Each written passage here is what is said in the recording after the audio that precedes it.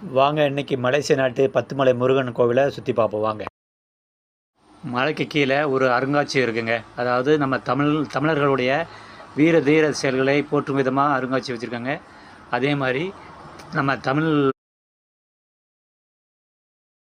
அதுபோல் நமது தமிழ் இலக்கிய படைப்புகள் அதையும் வச்சுருக்காங்க. ஒரு மலைக்கு கீழே நம்ம பத்துமலை முருகன் கீழே ஒரு அருங்காட்சியகம் மாதிரி வச்சுருக்காங்க.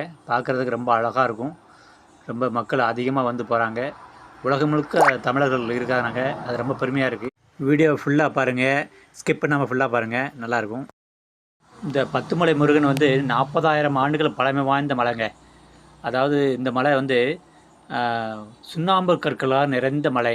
பார்க்குறது பாருங்கள், ரொம்ப அருமையாக இருக்கும். இந்த மலையில் வந்து மலேசியா பழங்குடியர்கள் வந்து முன்னாடி வாழ்ந்துருக்காங்க. இந்த மலை எங்கே இருக்குன்னா, மலேசிய நாட்டின் தலைநகர் கோலாலம்பூர்லேருந்து ஒரு 13 கிலோமீட்டர் தூரத்தில் இருக்குங்க இந்த மலை. இந்த மலை பேர் வந்து பட்டு கேவாஸ் அப்படிங்கிறாங்க. அதாவது தமிழில் பத்து மலை அப்படிங்கிறாங்க.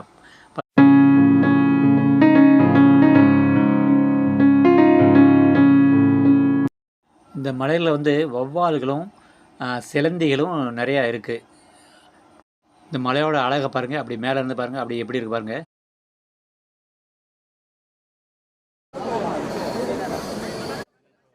இந்த முருகன் சிலை வந்துங்க 140 அடி உயரம் இருக்குது. இது 2006 ஜனவரி மாதம் திறந்தாங்க இந்த முருகன் சிலையை. இந்த முருகன் சிலைக்கு பின்னாடி அந்த காங்கிரீட்டான மாலைகள் வந்து அது காங்கிரீட்டான மாலைகள் தான் வச்சுருக்காங்க. அது வந்து பயங்கர வெயிட்டோடு இருந்ததுனால ரொம்ப பழுது வச்சு தான் அந்த இதை நிறுவினாங்க.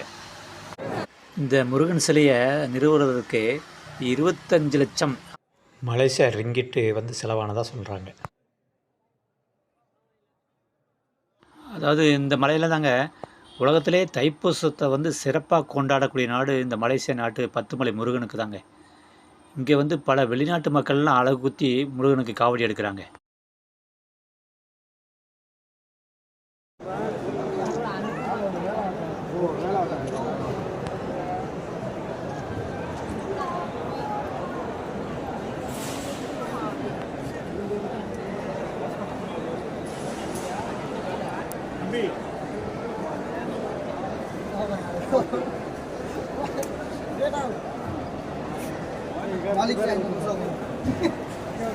இந்த முருகன் சிலை வந்துங்க 42.7 மீட்டர் உயரங்க.